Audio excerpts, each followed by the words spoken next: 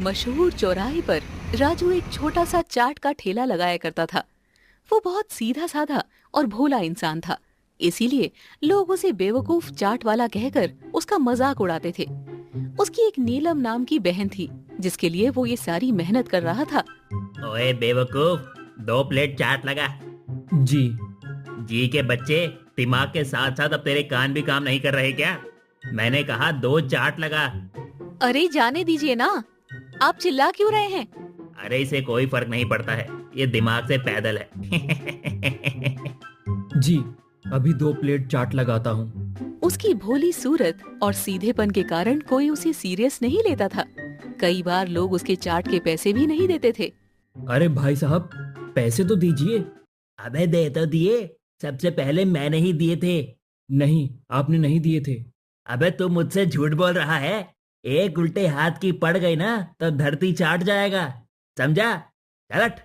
वो आदमी बिना पैसे दिए चला गया, और ये होना राजू के लिए कोई नई बात नहीं थी, क्योंकि कैलाश नाम का एक गुंडा भी उसके साथ आए दिन ये करता रहता था।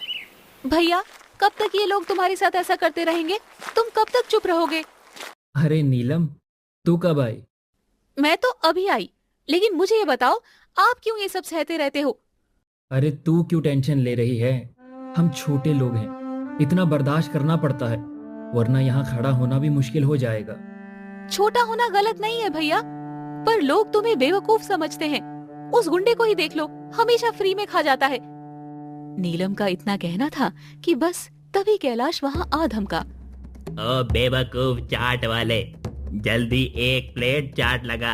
आज अपन के पेट में चूहे रेस लगा रहे हैं। भैया, ये रोज आता है और बिना पैसे दिए चला जाता है, इस बार कुछ कहो। अरे नीलम, चुप रह। राजू ने डरते हुए उसे चाट की एक प्लेट दे दी। वो चाट पर टूट पड़ा और बोला, तू ज्यादा बोलेगी तो तेरे भाई का ये ठेला उठवा दूंगा, समझे? ये सुनकर नीलम गुस्से में तमतमाई, लेकिन राजू ने उसे रोक लिया। कैलाश चाट खाकर चला गया तो सामने वाली दुकान वाला मनोज बोला, अरे राजू, क्यों अपना वक्त बर्बाद करता है? तुझे समझ नहीं आता? तू ठेला चलाने से कुछ नहीं कर पाएगा। ये सब बड़े लोग तुझे ऐसे ही दबाते रहेंगे। तुम वहाँ से बातें क्या बना रहे हो?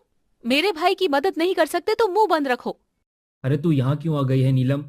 चल घर जा, मैं शाम को आता हूँ।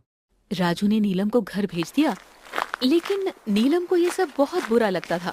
वो राजू से रोज कहती थी कि कुछ तो करो, पर राजू हमेशा शांत रहता था। शाम हो गई है राजू, मैं तो घर जा रहा हूँ। तू कब जाएगा? मैं अभी थोड़ी देर रुकूंगा, शायद और कमाई हो जाए। तुम्हें तो पता है ना मेरी हालत क्या है। चल ठीक है, जैसा तुझे सही लगे। राजू देर रात तक चाट बेचता रहा। नीलम को उसकी फिक्र होने लगी कि वो अभी तक घर क्यों नहीं आया, और उसी रात उस इलाके की मशहूर ज्वेलरी शॉप से लाखों के हीरे जवाहरात चोरी हो गए। चोरी की वारदात के बाद राजू अचानक गायब हो गया। इंस्पेक्टर शेखावत ने अपनी टीम के साथ मिलकर पूरे इलाके में छानबीन शुरू कर दी। हाँ भाई, क्या नाम है तेरा? मेरा नाम मनोज है, पर मैंने चोरी नहीं की है। मैंने कब कहा तूने चोरी करी है? करी है क्या? नहीं नहीं साहब, मैंने कुछ नहीं किया है, पर मुझे राजू पर शक है। कौन है राजू? राजू यही मेरे सामने ठेला लगाता है। वैसे तो बड़ा सीधा बनने की कोशिश करता है, पर मुझे लगता है कि उसी ने चोरी की है, क्योंकि वो कल रात से ही गायब है। और सबसे बड़ी बात यह है कि वो वैसे भी कभी रात तक नहीं रुकता है, लेकिन कल रुका था। ये सब भोले बनने वाले ही ना सबसे बड़े चालाक निकलते हैं। साहब, ये लोग भोले नहीं होते, ऊपर से सिर्फ मासूम दिखते हैं। चोरी उसी ने की होगी, तभी तो ठेला छोड़कर गायब हो गया। आप उसकी बहन से बात करो जाकर। चलो राजू के घर चलते हैं, अब शायद उसकी बहन ही कुछ बता पाएगी। इंस्पेक्टर शेखावत और उसकी टीम राजू के घर पहुंची। दरवाजा खटखटाया गया तो नीलम ने दरवाजा खोला। जी साहब, आप? तेरा भाई कहाँ है? मैं खुद उन्हें ढूंढ रही हूँ, पता नहीं कहाँ चले गए। कल रात से वापस नहीं आए। मैं तो उनकी रिपोर्ट लिखवाने पुलिस स्टेशन ही आने वाली थी। देख रहे हो हवलदार, बहन भी कितनी चालाक है। सब पता है पुलिस से क्या क्या बोलना है। अरे, आप ये क्या बोल रहे हैं? एक बहुत बड़ी चोरी हुई है और हमें शक है कि तेरे भाई ने वो चोरी करी है, और शायद तू भी उसमें मिली हुई है। मेरे भैया ऐसा कुछ नहीं कर सकते, वो बहुत सीधे हैं। और अगर मैंने किया होता तो मैं यहाँ क्यों बैठी होती? प्लीज मेरा विश्वास कीजिए। सीधे? अरे भोले बनने वाले ही सबसे बड़े चोर होते हैं, हमें सब पता है। पर साहब। चुप कर। ये बता कि कल रात तेरा भाई देर रात तक ठेला क्यों लगाए हुए था? साहब भैया ऐसे नहीं है, वो तो रोज शाम को ही ठेला हटा देते थे। मुझे नहीं पता कल रात उन्होंने ठेला क्यों देर तक लगाया, पर भैया चोरी नहीं कर सकते। ये घड़ियाली आंसू बचा कर रख, हम जब तेरे भाई को धर लेंगे तब आराम से रोना। नीलम के आंसू रुकने का नाम नहीं ले रहे थे। इंस्पेक्टर शेखावत ने अपने सिपाहियों को इशारा किया और बोला, पता लगाओ इस राजू के बारे में, मोहल्ले में पूछताछ करो, कहीं छिपा बैठा होगा साला। सिपाही सर हिलाते हुए निकल पड़े और इंस्पेक्टर शेखावत नीलम को घूरते हुए चला गया। पुलिस ने राजू के बारे में मोहल्ले में पूछताछ करी, पर कुछ खास पता नहीं चला। फिर जब पुलिस वापस उसके ठेले के पास पहुंची तो उनको उसके ठेले के नीचे एक मोबाइल मिला। साहब, ये मोबाइल राजू के ठेले के नीचे पड़ा मिला है। इसमें कुछ तस्वीरें हैं जिनमें कुछ लोग ज्वेलरी शॉप के आसपास मंडरा रहे हैं। इसका मतलब है कि राजू ने चोरी वाली रात को कुछ देखा था, उसके फोटो भी क्लिक किए थे, पर फिर उसने पुलिस को क्यों नहीं बताया? शेखावत ने मोबाइल चेक किया तो उसमें चोरी के पहले की तस्वीरें थी, जिनमें कुछ नकाबपोश लोग दिख रहे थे और साथ ही एक रिकॉर्डिंग भी मिली जिसमें साफ तौर पर सुनाई दे रहा था कि किसी ने राजू को धमकी दी थी। अगर तूने किसी को कुछ बताया तो तेरी बहन नीलम को कोई नहीं छोड़ेगा, समझ गया?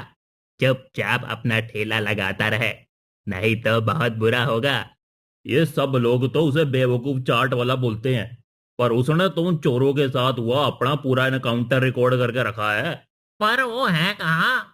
इंस्पेक्टर शेखावत ने अपना दिमाग लगाया और सबको वो रिकॉर्डिंग सुनाई। क्या आप लोग ये आवाज पहचानते हैं? ये आवाज तो कैलाश की लग रही है। हाँ, ये उसी की आवाज है। तो फिर उसे पकड़ने का वक्त आ गया है। इंस्पेक्टर शेखावत की टीम ने कैलाश को ट्रैक करना शुरू किया और थोड़ी देर में खबर आई कि कैलाश को पकड़ लिया गया है। तूने राजू को धमकी दी थी, है ना? अब सच उगल दे बेटे। अरे साहब, आप लोगों को तो बस मौका चाहिए अपन को पकड़ने का, मैंने कुछ नहीं किया है। अब ये तेरी चालाकी नहीं चलेगी कैलाश, सबूत हमारे पास है। तूने चोरी करी और राजू को धमकी दी, अब बस तू ये बता कि तेरे बाकी साथी कहां पर हैं?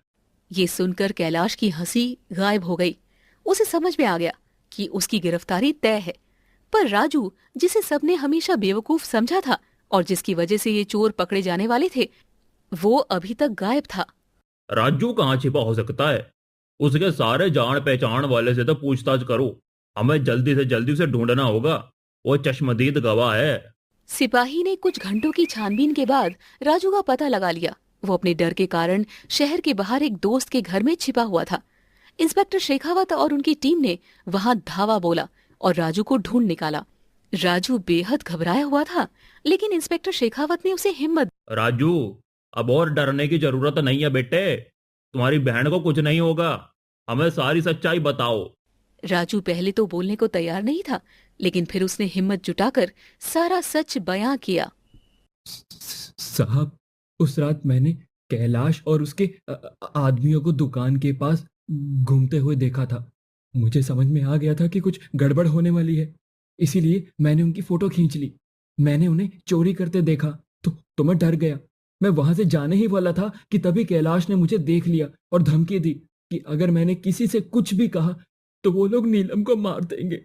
मैं उनका कुछ नहीं कर सकता था, पर मैंने ये पूरी बात रिकॉर्ड करके अपना मोबाइल अपने ठेले के नीचे डाल दिया ताकि पुलिस उन्हें पकड़ सके। राजू, तुमने जो किया वो बहुत समझदारी का काम है। हमने कैलाश को पकड़ लिया है और बहुत जल्द उसके बाकी आदमी को भी पकड़ जाएंगे। तुम वापस अपने घर चलो। राजू वापस अपने घर आ गया। कैलाश और उसके साथियों को गिरफ्तार कर लिया गया। उनके पास से चोरी के सारे हीरे जवाहरात भी बरामद हो गए। चोरी का राज खुलते ही पूरा शहर दंग रह गया। अरे यार, तू तो बहुत हिम्मत वाला निकला, हमने तुझे गलत समझा। राजू, तेरा नाम अब बेवकूफ नहीं, बहादुर चाट वाला होना चाहिए।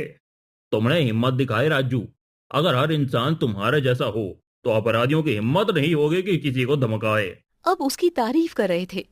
राजू अब बेवकूफ चाट वाला नहीं, हीरो चाट वाला था। Hello friends, if you have liked the video, don't forget to like, share and subscribe.